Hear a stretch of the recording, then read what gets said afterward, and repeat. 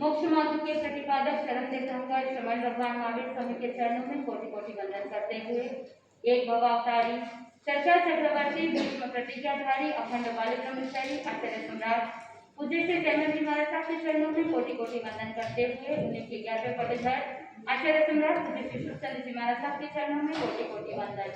जय गच्छाधिपति व्याख्यान वाचस्पति उग्र विहारी वचन सिद्ध साधक 12वें पटधर आचार्य प्रवृत्ति पाठी चंद्र जी महाराज साहब गौर तपस्वी उपाध्याय प्रवृत्ति गुणन चंद्र जी महाराज साहब मेरे अनंताक्षा के आयाम मम जीवन धारक परम पूज्य गुरुदेव डॉक्टर श्री पदम चंद्र जी महाराज साहब के चरणों में कोटि कोटि वंदन करते हुए सभी गुरु भगवत के चरणों में वंदन करते हैं।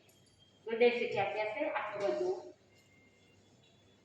अनंत अनंत ज्ञानी सर्वज्ञ सर्वदर्शी तीर्थंकर प्रभु महावीर स्वामी जिन्होंने संसार के भव्य प्राणियों को जीववाणी के माध्यम से संसार का स्वरूप बता दिया। संसार कैसा है? कैसा है संसार? आप कहोगे कि संसार असार है, लेकिन आत्मबंधु कैनिजन ने कहा कि वो संसार उस जेल के समान है। किसके समान? जेल के समान है। आत्मबंधु एक शहर था और उस शहर में एक सारी व्यवस्थाएं थी। जैसे एक शहर में कम्युनिटी हॉल होता है, शहर के अंदर पार्क होता है, शहर के अंदर और क्या होता है, बहुत सारी चीजें होती है, प्लेग्राउंड होता है। ठीक वैसे ही उस शहर में एक जेल भी थी। उस जेल के अंदर इतनी ज्यादा फैसिलिटीज नहीं थी। आज के जमाने में जितनी फैसिलिटीज होती है उतनी फैसिलिटीज भी नहीं। ज्येष्ठ का महीना था, गर्मी का मौसम था, उस गर्मी में भयंकर गर्मी, पंखे नहीं। उस जेल के अंदर बहुत सारे कैदी हैं। कुछ प्रिजनर्स ऐसे हैं जो 4 महीने से वहां पर रह रहे हैं, कुछ प्रिजनर्स ऐसे हैं, कुछ कैदी ऐसे हैं जो 6 महीने से रह रहे हैं, और कुछ ऐसे हैं जो सिर्फ 1-2 साल में छूट जाएंगे, और कुछ कैदी ऐसे हैं जो लाइफ टाइम के लिए उसी जेल के अंदर क्या करेंगे, वहीं पर रहेंगे। बहुत ज्यादा गर्मी थी और अचानक से एक बार ऐसा हुआ कि रात्रि के समय में पावर कट भी हो गया। एक तरफ अंधेरा है और दूसरी तरफ पंखे भी नहीं है, गर्मी बहुत ज्यादा। और अचानक से उस दिन बादल का एक टुकड़ा आया और बहुत जोर से बारिश हुई, ठंडी ठंडी हवा आने लगी और वहां पर मौसम इतना बदल गया मानो कि तूफान आने वाला है। और उसी सिचुएशन के अंदर उस जेल की एक दीवार टूट करके नीचे गिर गई, दीवार ढह गई। अब आप सोचो कि अगर जेल की दीवार टूट जाए तो कैदी क्या करेंगे? कैदी भाग जाएंगे। कुछ कैदियों ने सोचा कि बहुत लंबे टाइम से जेल के अंदर बंद है, अब वैसे तो दरवाजा खुलता नहीं है, बाहर जा नहीं सकते, आज भाग निकलने का अच्छा मौका है, इसलिए क्या करो, भाग जाओ। कुछ कैदी थे जो भाग निकले और कुछ लोग जो सो रहे थे उनको कहा कि भाई दीवार टूट गई है, भागने का अच्छा मौका है, चलो भाग चलते हैं। लेकिन कुछ ऐसे लोग थे वो कहने लगे कि बहुत लंबे टाइम के बाद इतनी अच्छी ठंडी ठंडी हवा आई है, इसलिए पहले तो थोड़ी देर नींद लेंगे, उसके बाद क्या करेंगे, उसके बाद बाहर जाएंगे, भाग निकलेंगे। दूसरी तरफ बहुत जोर से बादल की गर्जना हुई, बहुत जोर से बिजली कड़की और उसी बिजली की कड़काहट में रोशनी थी और बादल गरज रहे थे, इसलिए इतनी तेज आवाज थी कि जितने भी सिक्योरिटी गार्ड थे, पुलिस थी, पहरेदार थे, वो सब क्या हो गए, नींद में से उठ गए। और उठने के बाद उनको लगा कि कुछ ऐसी आवाज आई है, बैटरी ऑन किया और इधर उधर सब जगह पर देखने लगे। देखने पर पता चला कि जेल की एक दीवार ढह गई है, टूट गई है और कुछ कैदी भाग गए हैं। अब जो भाग गए हैं उनको तो बाद में देखेंगे, लेकिन जो ऑलरेडी वहां पर जेल में मौजूद है वो भाग नहीं निकले, इसलिए कुछ ना कुछ व्यवस्था करनी पड़ेगी। रातों रात उस रोशनी के अंदर दीवार खड़ी हो गई। वैसे तो जमाने लग जाते हैं, एक कार्य संपन्न नहीं होता, लेकिन वहां पर रातों रात में क्या हो गई, दीवार खड़ी हो गई। अब जब दीवार खड़ी हो गई और जो आराम से सो रहे थे कैदी, जिन्होंने सोचा था कि थोड़ी देर बाद पहले नींद ले लेंगे, उसके बाद क्या करेंगे, भाग निकलेंगे, लेकिन पहरेदारों ने उनके हाथों में हथकड़ियां और पैरों में बेड़ियां डाल करके उनको वापस क्या कर दिया, अंदर डाल दिया। आत्मबंधु, संसार ऐसा ही है। जब गुरु भगवंत पधारते हैं, जीववाणी श्रवण कराते हैं और वो कह देते हैं कि अब तुम्हें संसार से पार होने के लिए मार्ग मिल रहा है, इस दीवार को तोड़ चुके हैं, तो तुम क्या करो, यहाँ से मोक्ष की ओर आगे बढ़ जाओ, तुम अपनी मंजिल की तरफ पहुंच जाओ, भाग निकलो यहाँ से।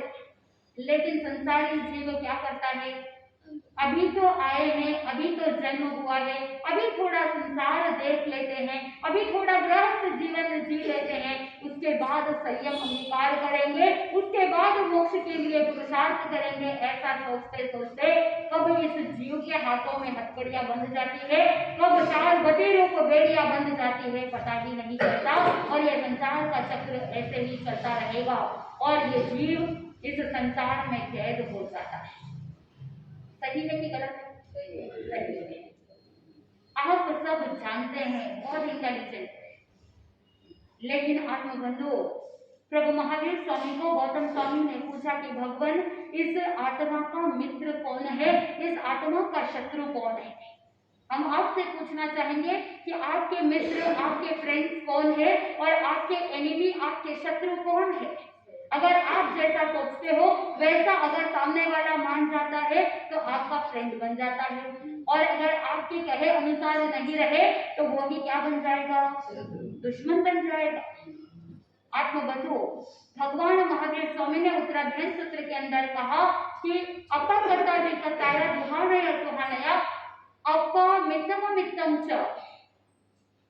आत्मबंधु, भगवान ने कहा कि आत्मा ही करता है, आत्मा ही भोगता है, सुख दुख का कर्ता भोगता आत्मा ही है, और जो जीव अच्छे मार्ग की ओर आगे बढ़ता है वो ही आत्मा का क्या बन जाता है, मित्र बन जाता है, और वही अगर गलत रास्ते पर चलने लग जाए तो वही आत्मा क्या बन जाती है, शत्रु बन जाती है।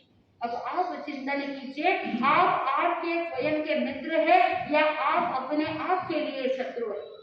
आज रविवार है, अगस्त का पहला संडे क्या है, फ्रेंडशिप डे। और आप स्कूल के अंदर, कॉलेजेस के अंदर जब बचपन के अंदर फ्रेंडशिप डे मनाते हैं और कोई फ्रेंडशिप बैंड बांधता है, कोई फ्रेंडशिप कार्ड देता है, न जाने क्या क्या कर लेते हैं।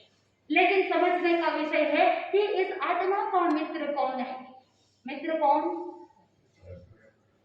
जो हमेशा विश्वास पात्र हो वो मित्र, और जो दूसरे के साथ अपनी हृदय की सारी बातें भी शेयर करे और वो कॉन्फिडेंशियल रखे, वो मित्र।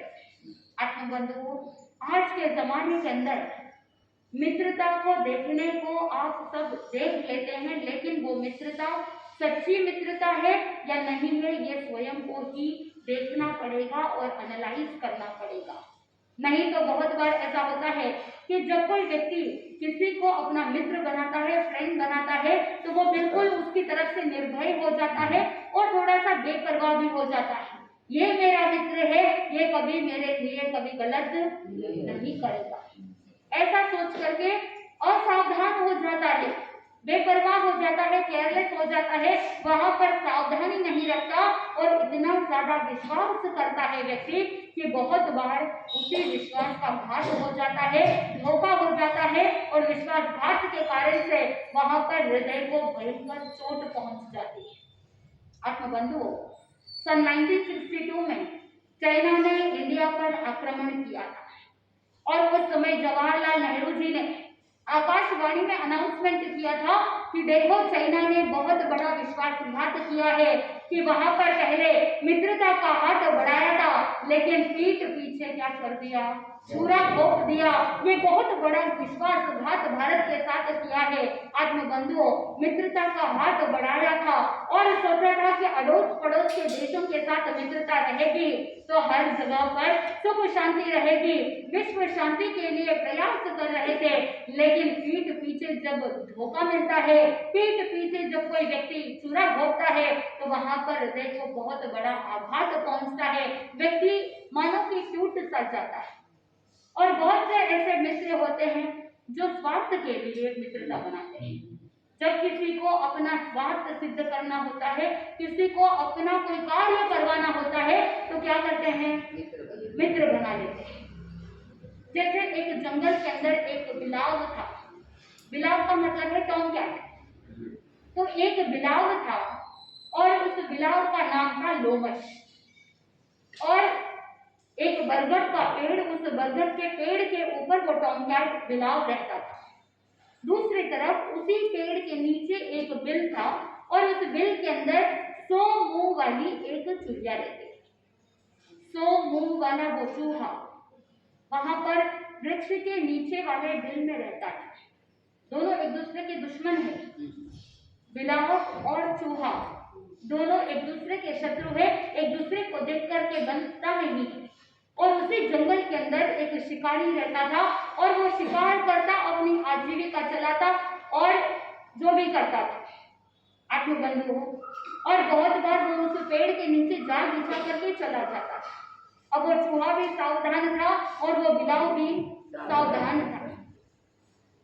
लेकिन चाहे कितनी भी सावधानी रखो, कभी कभी क्या हो जाता है? गलती हो जाती है। तो एक बार ऐसा हुआ कि उस जाल के अंदर, उस नेट के अंदर बिलाव फंस गया। अब वो बिलाव बार बार चूहे को कह रहा है कि भाई मैं तुम्हारा शत्रु हूँ, समझ में आता है, लेकिन अभी मुसीबत में क्या करो, मेरी मदद कर दो।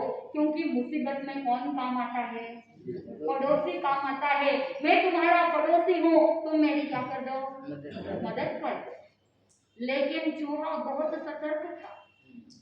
चूहे ने सोचा कि अभी अगर मदद कर दूं और फिर अगर इसने मुझे खा लिया और मुझे अपना आहार बना लिया तो मैं क्या करूं? विश्वास करना चाहिए, लेकिन इतना अति विश्वास भी नहीं करना चाहिए।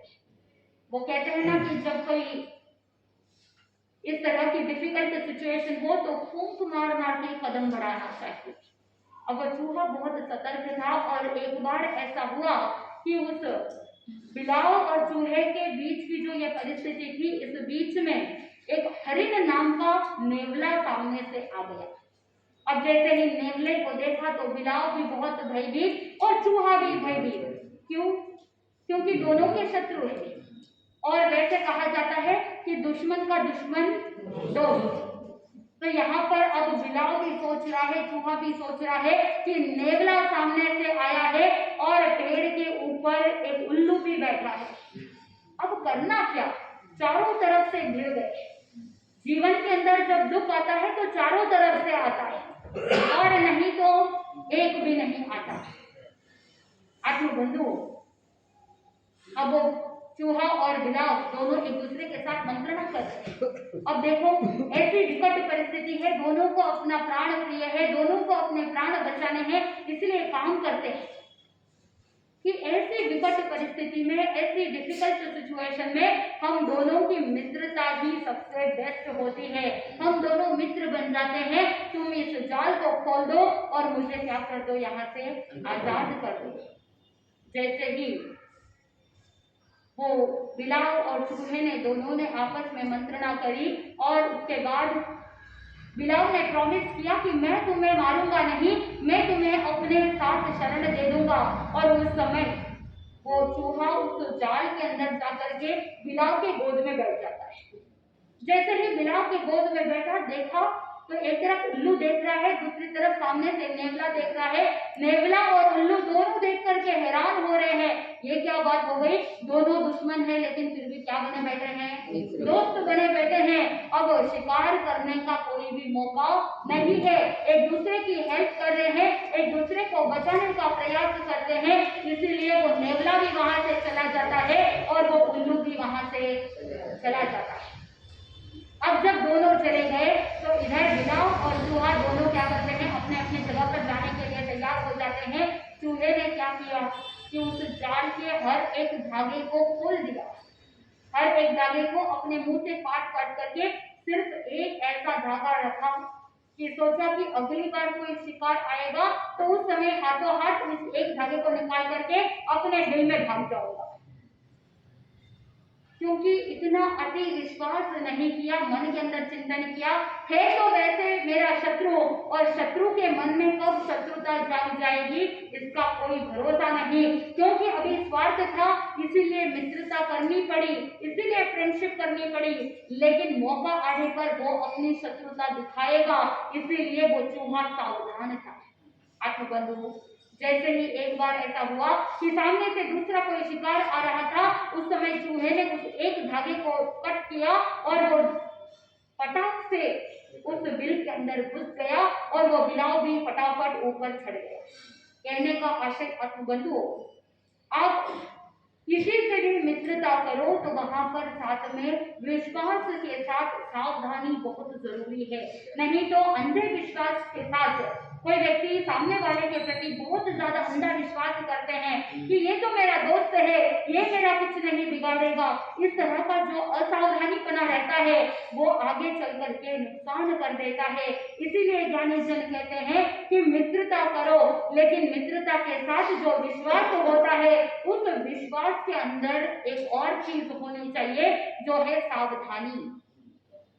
You should have trust, along with that you should be careful. तो केयरफुलनेस होना बहुत जरूरी है।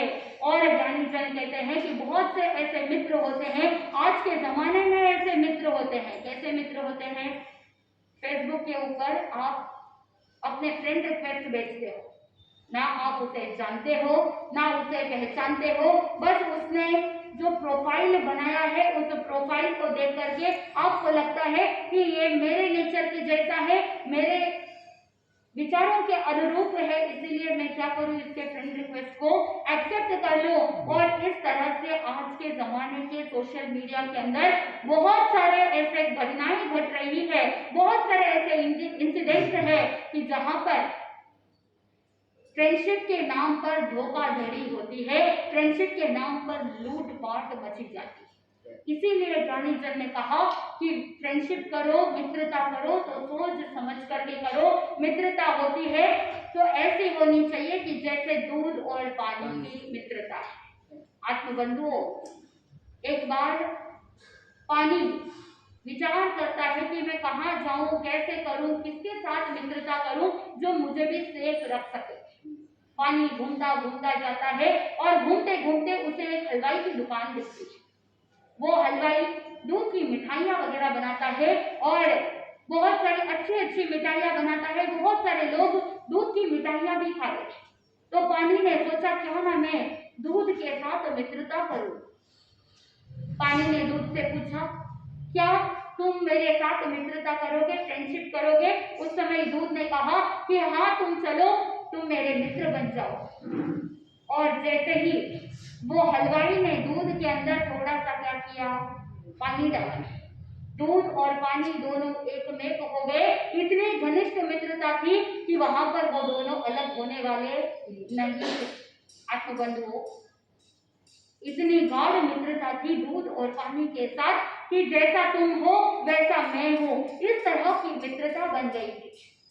एक बार एक छोटा सा बालक वो आकर के हलवाई के पास आता है, मिठाई की दुकान में आता है। हलवाई ने पूछ लिया कि भाई तुम्हें कौन सी मिठाई चाहिए? उस समय वो बालक कहता है कि मुझे दूसरी कोई भी मिठाई नहीं चाहिए, मुझे तो खीर खानी है। और जैसे ही उस बालक ने कहा कि मुझे खीर खानी है तो तुरंत उस हलवाई ने क्या किया, कढ़ाई के ऊपर खीर चढ़ा दी। भट्टी पर कढ़ाई रखी है और उसमें दूध डाला, और जैसे ही दूध डाला और चूल्हा चालू किया तो उस गर्माहट की वजह से क्या हुआ, दूध गर्म होने लगा। पानी ने विचार किया कि देखो मेरे मित्र को यहाँ पर क्या किया जा रहा है, तपाया जा रहा है, इसलिए मुझे मेरे मित्र की सहायता करनी चाहिए। तो दूध को जलने से बचाने के लिए वो पानी खुद जलने लगा। और जैसे ही पानी जलने लगा, दूध ने देखा कि मेरा मित्र जल रहा है, मेरे लिए जल रहा है, इसलिए मुझे भी कुछ करना चाहिए। तो वो दूध क्या करता है, उफान लाता है और कढ़ाई से बाहर निकलने लगता है। आत्मबंधुओं, जैसे ही दूध में उफान आता है तो वो हलवाई क्या करता है, पुनः थोड़ा सा पानी लेता है और उस कढ़ाई कढ़ाई के अंदर वापस ऊपर से पानी डाल देता है। और जैसे ही दूध ने देखा कि चलो मेरा मित्र वापस आ गया है, इसलिए अब मुझे जलने की जरूरत नहीं, अब मुझे उफान लाने की जरूरत नहीं, और उस समय वो दूध क्या कर जाता है, शांत हो जाता है। आत्मबंधुओं, दूध और पानी की जो मित्रता है, वैसी मित्रता हो तो जीवन में हमेशा सुख, शांति और समृद्धि होती है। अब वो पानी आगे चलता है, चलते चलते तेल के पास पहुंचता है। जैसे ही तेल के पास पहुंचा और तेल को कहा कि भाई मैं तुम्हारा मित्र बनना चाहता हूँ, उस समय वो तेल कहता है, भाई मैं तो फेमस हूँ, मेरे को तो सब लोग प्रेम करते हैं, मुझसे और कोई बड़ा है नहीं। वो अपने अहंकार में रह रहा है वो तेल, और इसीलिए वो पानी के साथ मित्रता करने के लिए पहले तो मना करता है, लेकिन बार बार रिक्वेस्ट करने के कारण से वो तेल मान जाता है। दूसरी तरफ जब अंधकार छा जाता है, वहां पर तेल और पानी दोनों के बीच में ऐसी मित्रता बनी नहीं, वहां पर पानी हमेशा नीचे रह जाता है। क्योंकि पानी नीचे है तो उसे बहुत उदासीनता आई, वो उदास हो गया, लेकिन क्या कर सकते हैं, वो तेल उसके सिर पर आकर के बैठ गया था। पानी नीचे है, तेल ऊपर है, तेल अपने अहंकार के अंदर डूबा हुआ है। और अचानक से उस हलवाई की दुकान में पावर कट हो जाता है, अंधेरा छा जाता है, तो उस समय वो दीपक जलाता है, और दीपक जब जलाया तो तेल क्या हो जाता है, जल जाता है। अहंकार था, मित्रता नहीं रखी, इसीलिए तेल को क्या होना पड़ा, तेल को जलना पड़ा, तेल का नाश हो गया और पानी वहां पर बच गया। आत्मबंधुओं, मित्रता हो तो कैसी हो, दूध और पानी के जैसी हो। तेल और पानी के जैसी मित्रता तो नाश करने वाली है। इसीलिए ज्ञानी जन ने कहा कि जीवन के अंदर बहुत से ऐसे लोग मिलते हैं जो कभी कभी हमें जीवन में आगे बढ़ने के लिए सही शिक्षा देते हैं।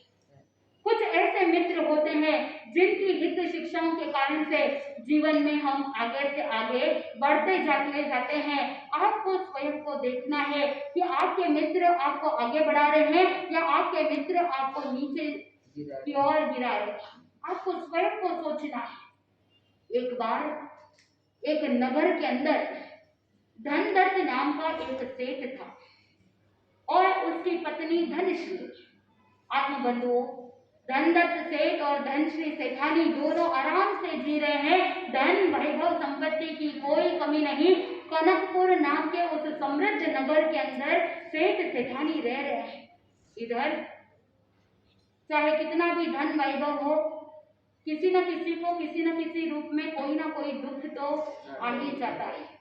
सेठ सेठानी के पास सब कुछ था, लेकिन संतान नहीं थी। प्रौढ़ अवस्था में एक संतान की प्राप्ति हुई और इकलौती संतान पुत्र का जन्म हुआ। पुत्र का नाम रखा बुद्धिदेव। क्या रखा? बुद्धिदेव। और मां के मन में, धनश्री सेठानी के मन में पुत्र के प्रति इतना ज्यादा प्रेम था, इतना ज्यादा स्नेह था, और उसी स्नेह के कारण से वो मां अपने आंखों के सामने से उस बेटे को ओझल नहीं होने देती। 8 वर्ष का वो बालक हो गया, लेकिन मां ने उसे पढ़ाई के लिए स्कूल नहीं भेजा। पिताजी ने बहुत बोला, सेठ जी ने बहुत बोला कि तुम अपने बेटे को ऐसे ही अनपढ़ रखोगे क्या? इसकी बुद्धि को आगे बढ़ाना चाहिए, इसे जीवन का नॉलेज जो होना चाहिए, इसलिए इसे क्या करो, स्कूल भेजो, पढ़ने भेजो। लेकिन माँ के मन में उस पुत्र के प्रति इतना स्नेह था कि वो अपने बेटे को कहीं पर भी नहीं भेजी। अनपढ़ का अनपढ़ रह गया। नाम था बुद्धिदेव, लेकिन बुद्धि से बहुत कमजोर। आत्मबंधुओं, संयोग समय की घटना ऐसी चली, विधि का विधान समझो, पत्नी का वियोग हो गया। एक तरफ पुत्र का भोलापन और दूसरी तरफ सेठ जी का बुढ़ापा। चिंतित रहने लगे कि मेरे जाने के बाद मेरे बेटे का क्या होगा।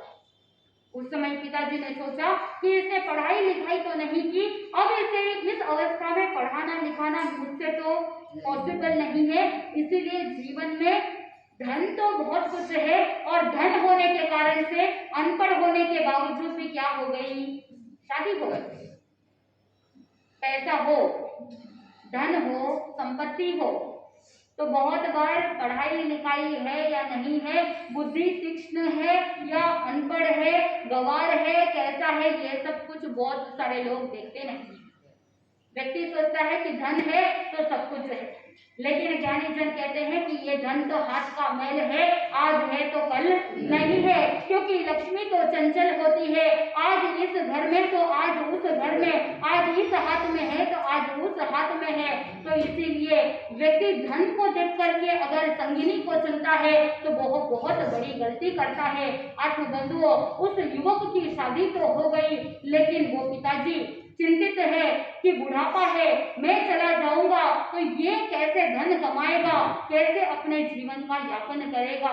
इसीलिए पिताजी ने सोचा कि 8 हित शिक्षाएं दे दूं और ऐसी शिक्षा दे दूं कि जीवन में कभी कोई कठिनाई आएगी नहीं। इधर पिताजी ने अपने पुत्र को बुलाया, बेटा तुमने अब पढ़ाई लिखाई तो नहीं की, लेकिन जिंदगी में हमेशा ये 8 बातें याद रखना। पिताजी ने शिक्षा देनी प्रारंभ करी और पहली शिक्षा कही, दुकान के लिए छाया में जाना और छाया में आना। याद रखना, पहली शिक्षा क्या थी कि दुकान के लिए जाओ तो छाया में जाना और छाया में आना। दूसरी शिक्षा दे दी कि घर के चारों ओर दांत की बाड़ बनाना। तीसरी शिक्षा दे दी कि धन दे करके उससे वापस मांगना नहीं। पहली शिक्षा क्या थी, दुकान के लिए छाया में जाना, छाया में आना। दूसरी शिक्षा दे दी कि घर के चारों ओर दांत के बाड़ बनाना। और तीसरी शिक्षा क्या दी, धन दे करके वापस उससे मांगना नहीं। और चौथी शिक्षा दे दी कि अपनी स्त्री को बांध करके रखना। पांचवी शिक्षा दे दी कि सदा मीठा भोजन करना। छठी बात बताई कि गांव में घर बनाना। और सातवीं शिक्षा दे दी कि जहां पर बता दिया कि धन की जरूरत पड़े तो गंगा के दक्षिणी किनारे को खोदना। और अगर 8वीं शिक्षा प्राप्त करनी है, कभी 8वीं शिक्षा की जरूरत पड़ जाए तो तुम मेरे मित्र बोधि वट के पास चले जाना। ये 8 शिक्षा दे दी और पिताजी अंतिम श्वासें गिन रहे थे। 8 शिक्षा दे करके प्रस्थान कर गए। अब उस अनपढ़ बेटे को क्या समझ में आया पता नहीं। अब वो सारी शिक्षाओं का अनुसरण करने लगा, अपने बुद्धि के अनुसार जितना उसे समझ में आया उतना वो करने लगा। सोचा कि जितना भी धन है, पापा ने जो भी छोड़ करके दिया है, वो मेरे जीवन के लिए काम आ जाएगा। पहली शिक्षा क्या थी, दुकान के लिए छाया में जाना, छाया में आना। लेकिन अब वो इतना आलसी था कि सुबह जल्दी उठ तो नहीं पाता था और उस समय इतनी धूप चढ़ जाती। तो पिताजी ने कहा है कि छाया में जाना है और छाया में आना है, इसलिए उसने क्या किया, घर से लेकर के दुकान तक ऊपर क्या कर दिया, कपड़ा डलवा दिया। पिताजी ने कहा है छाया में जाना और छाया में आना, तो ऊपर कपड़ा डाल दिया तो सूर्य का प्रकाश मेरे ऊपर आएगा नहीं। और दूसरी बात बता दी कि घर के चारों तरफ दांत की बाड़ बनाना। अब हाथी के दांत मंगवाए और हाथी के दांत से चारों ओर क्या कर दिया, बाड़ बना दी।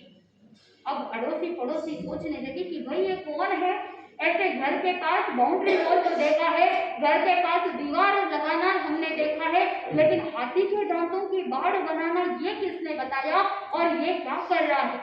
फिर पड़ोसी लोगों ने सोचा कि शायद ये तो पढ़ा लिखा नहीं, इसको कुछ समझ आता नहीं, ये जो करता है इसे करने दो।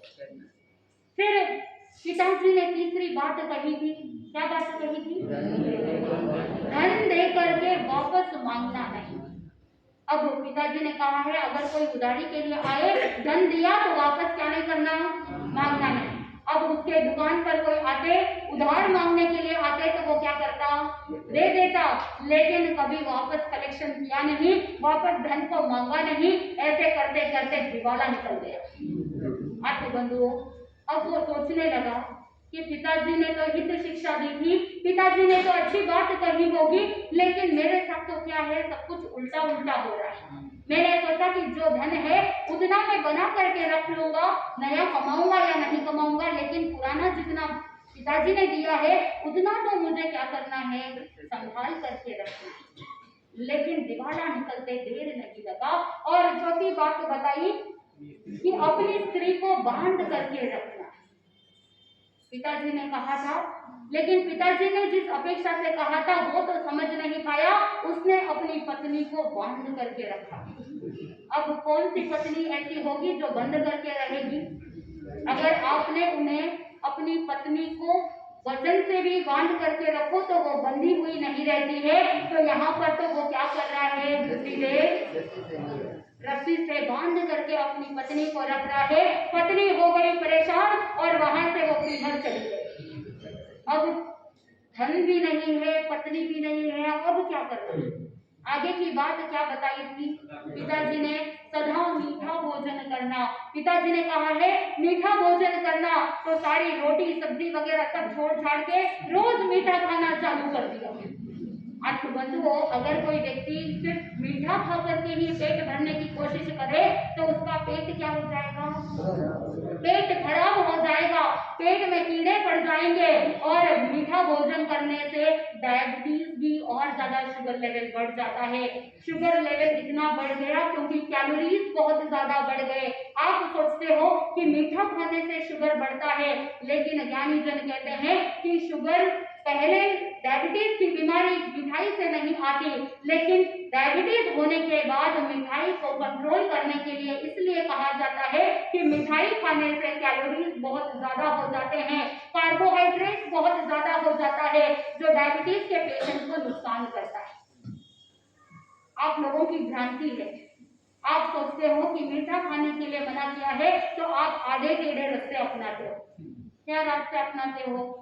कि मिठाई नहीं खाना लेकिन शुगर फ्री खा सकते हैं। तो जहां शुगर फ्री रसगुल्ले बने हैं, एक तरफ शक्कर की मिठाई है जो रियल में एक्चुअल में रसगुल्ला है, और दूसरी तरफ डायबिटीज पेशेंट के लिए शुगर फ्री रसगुल्ले बने हैं। अगर शक्कर का जो ओरिजिनल रसगुल्ला है वो खाते तो कितना खाते? एक। शुगर पेशेंट अगर खाएगा तो कितना खाएगा? एक। वही शुगर फ्री है तो कितने खाएंगे? 5, 10, क्योंकि रसगुल्ला है, अंदर जाता है पता ही नहीं चलता। तो एक रसगुल्ले में कैलोरीज ज्यादा है या 10 रसगुल्ले में कैलोरीज ज्यादा है? किसमें ज्यादा है? 10। आप सोचते हो कि आपने अपना नुकसान नहीं किया, लेकिन ये अज्ञानता के कारण से आप स्वयं का ही नुकसान कर लेते। वहां पर औचित्य कैलोरीज का है, वहां पर औचित्य ग्लूकोज का है, वहां पर औचित्य कार्बोहाइड्रेट का है, जो स्टार्च है, जो डायरेक्ट ब्लड में पहुंच रहा है। आत्मबंधुओं, उस युवक को पिताजी ने कहा था कि सदा मीठा भोजन करना, वो बुद्धिदेव नहीं समझ पाया कि इसका एक्चुअल मीनिंग क्या है, और मीठा खाने लगा और शरीर भी क्या हो गया? बीमार हो गया। एक तरफ धन नहीं है, दूसरी तरफ ग्रह लक्ष्मी भी नहीं है, धन लक्ष्मी भी चली गई और ग्रह लक्ष्मी भी चली गई, और अब शरीर में बीमारी आ गई तो स्वास्थ्य लक्ष्मी भी चली गई। अब आगे पिताजी ने कहा था गांव में घर बनाना। अब क्योंकि पहले बोल दिया था कि गांव में घर बनाना तो धन पूरा खत्म हो जाए, उससे पहले ही उसने क्या किया? अड़ोस पड़ोस के गांव में बहुत सारी जमीन ले ली और बहुत सारे घर बना लिए, लेकिन रहने वाला कोई नहीं, अकेला था, इसीलिए अब वो सारे घर बंद पड़े हैं, किसी काम के नहीं है। वो सारे घर क्या बन गए हैं? खंडर बन गए। कोई रहने वाला नहीं है, कोई साफ सफाई करने वाला नहीं, कोई मेंटेनेंस करने वाले नहीं है, इसलिए वो सारे घर क्या हो गए हैं? खंडर हो गए। इसलिए ये लॉजिक भी बैठा है। आगे क्या बात बताई? धन की जरूरत पड़े तो गंगा की दक्षिण किनारा खोदना। अब वो गया गंगा नदी के किनारे। और गंगा नदी के किनारे जाकर के दक्षिण दिशा में खुदाई की और खुदाई करने पर उसे कोई धन नहीं मिला। बहुत हताश हो गया, निराश हो गया, गरीबी दरिद्रता इतनी अधिक आ गई। अब सोचने लगा, पिताजी की बात याद आ गई, ये 7 शिक्षाएं पिताजी को पता था मैं तो हित शिक्षा दे रहा हूँ, लेकिन मुझे पता है कि मेरा पुत्र कैसा है, वो समझेगा नहीं, इसलिए 8वीं शिक्षा के लिए एक बैकअप प्लान किया। आप भी क्या करते हो, बैकअप प्लान रखते हो कि ये वर्कआउट नहीं करेगा तो ये कर लेंगे, ऐसा नहीं हुआ तो ऐसा कर लेंगे, plan A, plan B, plan C, इस तरह से बैकअप प्लान कर लेते हो। वहां पर पिताजी ने भी बैकअप प्लान किया कि अगर ये 7 शिक्षाओं से उसकी जिंदगी आगे नहीं बढ़ी तो अल्टीमेटली लास्ट ऑप्शन है कि मेरा जो मित्र है वो बहुत ही अच्छा मित्र है। पिताजी ने सोचा कि मेरा मित्र हमेशा हितकारी वचन बोलने वाला और हर किसी को सही सलाह देने वाला, तो इसलिए 8वीं शिक्षा में कहा कि जब भी कभी तुम्हें मुसीबत आए तो तुम मेरे मित्र बोधि वृक्ष के पास चले जाना। चला गया मित्र के पास, बता दी सारी बात कि मेरे पिताजी ऐसे इस तरह से पिताजी का देहांत हो गया। पिताजी ने 8 शिक्षाएं दे दी और 8वीं शिक्षा में कहा कि आपके पास आना, वो 7 शिक्षाएं जो पिताजी ने कही थी वो तो मैं नहीं समझ पाया, या मैं जैसा उन्होंने बोला वैसा करने के बावजूद मैं आगे नहीं बढ़ पाया, मैं समझ नहीं पाया इसका क्या मीनिंग है, इसीलिए मेरा तो दीवाला निकल गया, आप कृपा करके मेरी मदद कीजिए। उस समय वो पिताजी का मित्र बोधिवट वो कहता है कि तुमने गलत समझ लिया। पिताजी ने पहली ही शिक्षा में कहा था कि दुकान के लिए छाया में जाना, छाया में आना, इसका मतलब ये नहीं कि तुम कपड़ा डालो।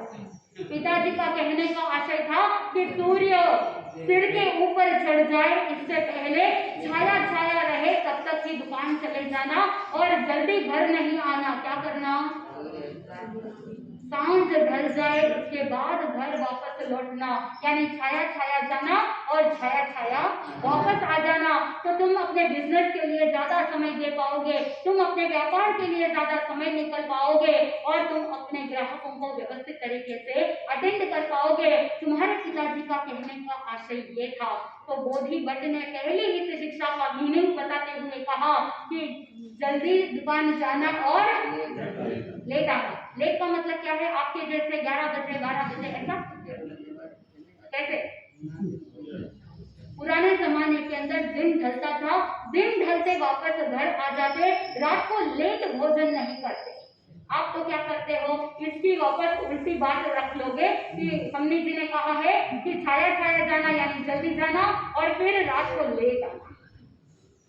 आठों बंधुओं, आप दुकान मंगल करके घर लौटते हो कभी 10 बजे कभी 11 बजे, और जब सीजन हो तो बहुत बार ऐसा होता है कि सूर्य अस्त भी वही होता है और अगले दिन का सूर्य उदय भी वही हो जाता है। क्या ये सही है? आप जानते हो, यहाँ पर कह भी दोगे कि सही नहीं, लेकिन धन के आगे कुछ दिखता नहीं, ना भूख लगती है, ना प्यास लगती है, ना ही खाने का याद आता है। और वही अगर कह दे कि पर्यूषण आ रहा है, आप अठाई कर लो, आप तपस्या कर लो, धर्म आराधना कर लो, उस समय तो आप कहोगे कि मम्मी जी हमको तो उपवास करना बहुत मुश्किल होता है क्योंकि भूख लगती है। और वही सामने नोट दिखते रहे तो ना भूख लगती है ना प्यास लगती है। ये आपकी प्रायोरिटी है। आपने अपनी आत्मा को प्रायोरिटी नहीं दिया, आपने अपने औद्योगिक वस्तुओं को प्रायोरिटी दिया है, पदार्थों को प्रायोरिटी दिया। और पुद्गलों को अट्रैक्शन पुद्गल करते हैं, पुद्गल पुद्गल को खींचता है, यानी शरीर पुद्गल है और धन भी क्या है, पुद्गल है। तो पुद्गल पुद्गल को खींचता है तो आपका वो अट्रैक्शन हमेशा बना रहता है। लेकिन यानी जन कहते हैं कि जैसे दुश्मन का दुश्मन दोस्त होता है, वैसे ही आत्मा का शत्रु कौन? कर्म। आत्मा का शत्रु कौन? कर्म। और कर्म का शत्रु कौन? धर्म। आत्मा का शत्रु कर्म है और कर्म का शत्रु धर्म है। तो दुश्मन का दुश्मन क्या बन जाता है? दोस्त बन जाता है। तो आत्मा का मित्र कौन बनेगा? धर्म बनेगा। व्यवहारिक जीवन में आपने दुश्मन के दुश्मन को दोस्त बनाया, लेकिन अगर आध्यात्मिक दृष्टि से चिंतन करें तो दुश्मन का दुश्मन अगर दोस्त बनता है तो आत्मा का मित्र कौन बनना चाहिए था? धर्म बनना चाहिए था। अगर ये लॉजिक अगर अप्लाई कर लेते तो आपकी आत्मा के साथ धन रह जाता और धर्म भी रह जाता, क्योंकि धन के बिना धर्म की सुरक्षा नहीं होती। तो धर्म की सुरक्षा के लिए अर्थ की आवश्यकता रहती है, धन की आवश्यकता तो रहती ही है। ऐसा नहीं कि धन के बिना सब कुछ चल जाएगा। वहां पर वो पिताजी ने भी हित शिक्षा दे दी कि धन तो कमाना है। उसी के लिए दूसरी शिक्षा कह दी कि घर के चारों ओर क्या करना है? दांतों की बाड़ लगा देना। कहने का आशय ये था कि तुम हमेशा अच्छे से अड़ोसी पड़ोसी से अच्छी बात करना, अड़ोसी पड़ोसी से व्यवहार क्या करना है? अच्छा रखना है।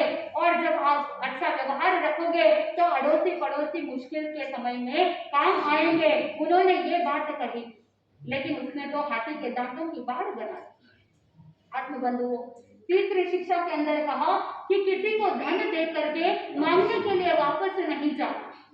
वहां पर पिताजी का आशय था कि अगर कोई उधारी लेने के लिए आ जाए तो तुम कोई उससे डबल मूल्य वाली कोई वस्तु रख करके फिर धन देना, ताकि अगर वो वापस नहीं दे तो मांगने की जरूरत नहीं पड़े। ये औचित्य था कि तुम जब किसी को उधार दे रहे हो तो सिक्योरिटी के लिए तुम कुछ रखते हो। तो जब तुम अपने सिक्योरिटी के लिए कुछ रख रहे हो तो इतना रखो कि जितनी राशि दे रहे हो उससे क्या हो? दुगनी हो, उससे ज्यादा हो, ताकि वापस मांगने के लिए जाने की जरूरत नहीं पड़े। पिताजी की तीसरी ये हित शिक्षा थी। और चौथी हित शिक्षा ये थी कि स्त्री को क्या करना? बांध करके रखना। वो बोधि भट्ट कह रहे हैं कि तुम्हारे पिताजी का कहने का आशय ये था कि तुम अपनी पत्नी को क्या करो? प्रेम भाव के साथ प्रेम में बांध करके रखो, ताकि तुम्हें वो कभी जिंदगी में छोड़ करके नहीं जाए। तुम अपनी पत्नी के साथ कभी भी वाक युद्ध भी मत करना और लड़ाई झगड़े क्लेश का कोई वातावरण मत रखना। हमेशा प्रेम का संबंध रखना, ताकि तुम्हारा जीवन हमेशा आराम से चलता रहे। लेकिन तुमने तो क्या कर दिया? तुम्हारी पत्नी को रस्सी से बांध करके रख दिया, इसलिए तुम्हारी पत्नी भाग गई। आत्मबंधुओं, आगे की शिक्षा के अंदर बताया कि सदा मीठा भोजन करना। तुम्हारे पिताजी का कहने का आशय था कि जब भूख लगे तब भोजन करना। जब भूख लगती है तब अगर भोजन करते हैं तो कैसा भी भोजन होगा वो मीठा ही लगेगा। अगर भूख, कहते हैं कि भूख भूंडी, हाँ, सारिका जी कह रहे हैं कि भूख भूंडी जाय संभाले भूंडी। आत्मबंधुओं, जब भूख लगती है तो वहां पर ना गर्म देखते हैं, ना ठंडा देखते हैं, ना चरका देखते हैं, ना मीठा देखते हैं। वहां पर टेस्ट का कोई संबंध नहीं रहता। जब भूख लगती है तब सब कुछ अच्छा लगता है, वही भोजन मीठा लगने लगता है। इसीलिए तुम्हारे पिताजी ने कहा था कि जब भूख लगे तभी क्या करना? भोजन करना, ताकि तुम्हारे कोई भी नखरे नहीं रहेंगे कि ये भाता है, ये नहीं भाता है। लेकिन तुमने तो क्या कर दिया? तुमने अपने शरीर का नाश कर दिया। तुम अपने शरीर को ही अपना शत्रु बना करके बैठे हो, क्योंकि तुमने बहुत ज्यादा मिठाइयां खा ली। मीठा भोजन करने का आशय ये था कि भूख लगने पर खाना। आजकल डॉक्टर्स भी कहते हैं कि भूख लगने पर भोजन करना। आत्मबंधुओं, आगे की शिक्षा में क्या कहा? गांव में घर बनाना।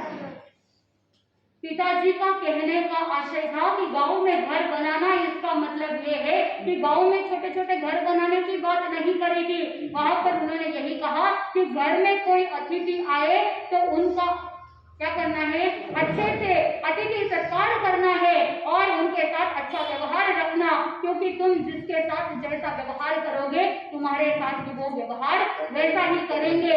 ये हित शिक्षा तुम्हारे पिताजी का कहने का मंतव्य था। कि जब आगे की शिक्षा में क्या बताया कि जब धन की जरूरत हो तो गंगा के किनारे दक्षिणी किनारा खोदना।